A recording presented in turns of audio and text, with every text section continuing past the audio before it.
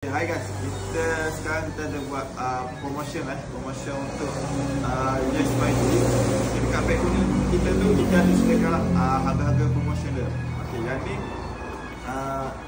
modem ataupun broadband Yes 5G. Kita buat installation rumah ke rumah lah, yang mana berada area Selangor, KL, Putrajaya, Seremban lah paling jauh kita pergi untuk installation.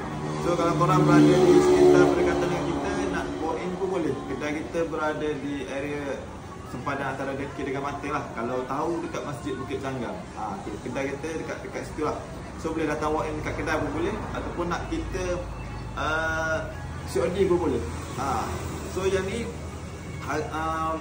broadband ni kita bagi percuma lah. Kita bagi percuma. Broadband ni kita bagi percuma. Harga dia RM99. Kontrak 2 tahun. Okey, apa yang kita dapat daripada RM99 tu? Kita dapat internet unlimited data, unlimited hotspot dan unlimited speed lah untuk 5G. Okey, untuk 4G dia ada hard limit lah. Hard limit dia di mana 4G dia 500GB dia bagi. 500GB. Untuk yang berada contoh tempat yang tak ada coverage 5G, so 4G dia pakai yang 4G lah. In case kalau ada 5G, so dia akan guna 5G lah. 4G tu sebagai support lah. In case kalau 5G down, dia support by 4G. Bukan kita nak gunakan 4G tu sepenuhnya lah. Tapi anda kata kalau korang nak guna juga 4G dia, so terimalah dengan 500GB tu untuk sebulan. Tapi next month dia akan renew balik lah. Dia akan set up balik untuk jadikan 500GB tu balik. Okay, yang kedua, nak mohon ni korang kena tahu lah, korang ni blacklist ataupun tak blacklist. Kena tahu.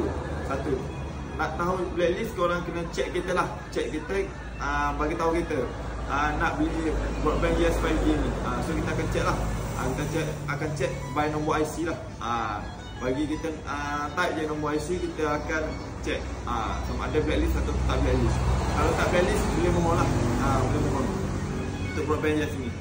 Okay, dia punya plan kita dah bagi tahu. So kalau korang berminat, boleh chat saya dekat chat lah.